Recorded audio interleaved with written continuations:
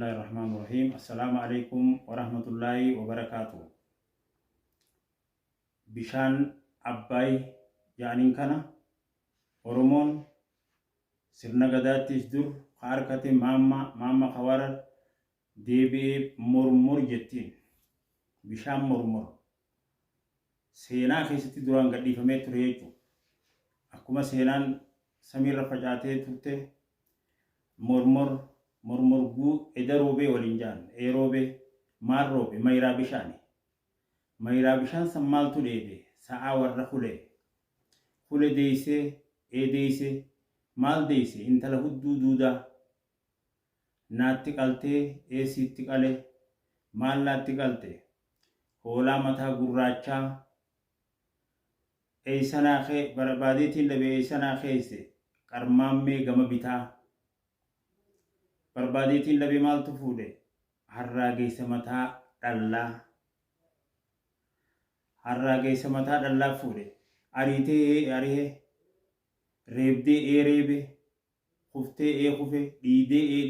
dhiiga san maaliin firraa hayte habaalchii laga mormor guutumoo irroo tokko guutuudha tokko irroo akkamitti baate kontorfadheetiin bahe siqullaa kontorfataa raachinuuni kontorfataa raachi waan bishaan galaati raacha bichaa bishaan galaa roobiinuu bishaan galti roobii waan gurra babal'ataati roobii qullaatu gurra babal'ataa gaachenninuu gurra babal'ata gaachenni waan dhiirti loltuuni gaachena bichaan dhiirti lolti waraanaan ni lolti waraanni waan fiintaa adiiti waraana bichaa fiinti adiidha sa'aan warra saayyaatu adiidha sa'aan warra saayyaa dilluu lafa buuse dilluu waan huba fuudhaati galaanninu waan huba fuudhaati dilluu bichaa miti galaanninu waan huba fuudhaati galaanni waan yaa'ee dabraati keessummaan takka bultee yaati harraageessi mataa dhallaa reebdee ereebni kajareef reef jenne san haduraa mormor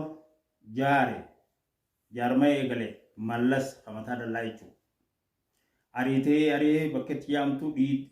ariitee aree kuftee kufe dhiiga san maaliif irraa hite habaalchii laga mormor haabiyyi eeguma haroo takka guute addunyaa agarte saatalaayitiin isaanii gadaan isaanii waan dabreef hin agartu takka eeguma guute garan amma akkamitti baatee laal mormor guutu moo irroo tokko guutu tokko irroo eeguma tokko guutamee harkaan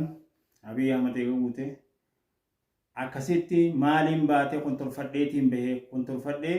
siqullaa kontorfataa arawanni raachinuuni kontorfataa raacha bichaa kontorfataa raachi waan bishaan galaati raacha bichaa bishaan galaa roobiinuu bishaan galti roobii waan gurra babal'ataati